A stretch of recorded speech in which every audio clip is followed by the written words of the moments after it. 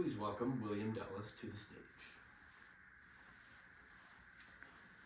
Ladies and gentlemen, I'd like to start tonight by having you participate in a little example, if you will. I'd like you to imagine yourself in the shoes of a correctional officer who works with individuals who are put on death row. These individuals, you work with them, you get to know them. It's also part of your job to participate in their executions. Let's say that you have just participated in one most recently, but it was proven later on that this person that you had executed was innocent. And now, as your responsibility, you have to tell that to their parents. And what do you say to them? How do you explain that? You can't, because irreversible punishment and damage was done to that individual. And this irreversible punishment is known as the death penalty. And this form of punishment is given to individuals who commit heinous and vile acts of violence, to where the only acceptable punishment for them is to be put to death. And in this example that I just had you run through with me, I wish desperately that I could say it was just that. It was just an example. And unfortunately, it's not. This is Mr. Carlos de Luna, a young man who was found guilty of a murder in Texas in the 1980s. He was tried, he was convicted, he was put on death row and executed in 1989 at the age of 27. Now, a study was done decades later that showed that it was extremely unlikely for Mr. De Luna to be the killer in this case, proving his innocence. And he is now widely viewed as someone who suffered that irreversible punishment as a result of the death penalty. This is Claude Jones. Unfortunately for Mr. Jones, he faced a similar fate as Mr. De Luna. Claude Jones, also a Texas man, was found guilty of murdering a liquor store attendee in the 1980s. He was tried, he was convicted, he was put on death row, and he was executed. He was executed based solely upon a single piece of hair that was found at the crime scene. That was the only physical evidence that they had. They convicted him, tried him, and murdered him. Like Mr. De Luna, it was also proven later on that that piece of hair did not belong to Mr. Jones, proving his innocence, proving that he also suffered an irreversible fate due to the death penalty. And now, I hope that we're kind of seeing a pattern here, that there's a common denominator, a common problem in our legal system. That is the death penalty. Accidents like this happen sometimes, but sometimes is too many times. No person should have to fear for their life, especially when they are innocent, as a result of the death penalty. I would like to share another story from his words personally.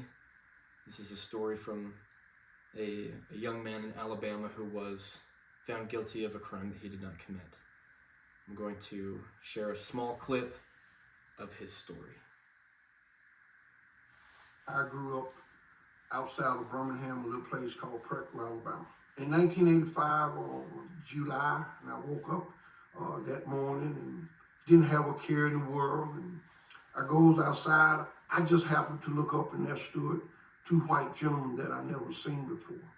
And they said, "We have a warrant for your arrest." And I said, "For what?" And one of them replied, "We'll tell you that later." but right now we want you to put your hands behind your back. I showed my mother the handcuff, and like any good mother, she began to scream and holler, "What are those handcuffs doing on my baby?" And on our way to the county jail, I asked the detective, "Why am I being arrested?"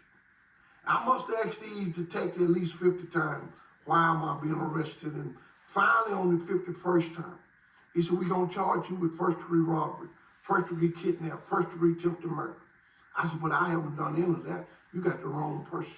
He said, "Let me tell you something right now. I don't care whether you did it or didn't do it."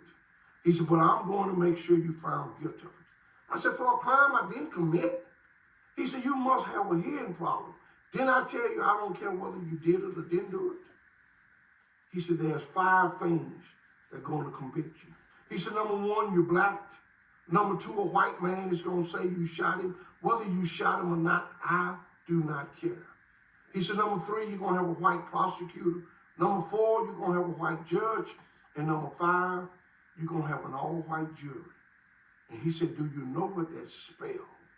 And he repeated the word, conviction, conviction, conviction, conviction, conviction.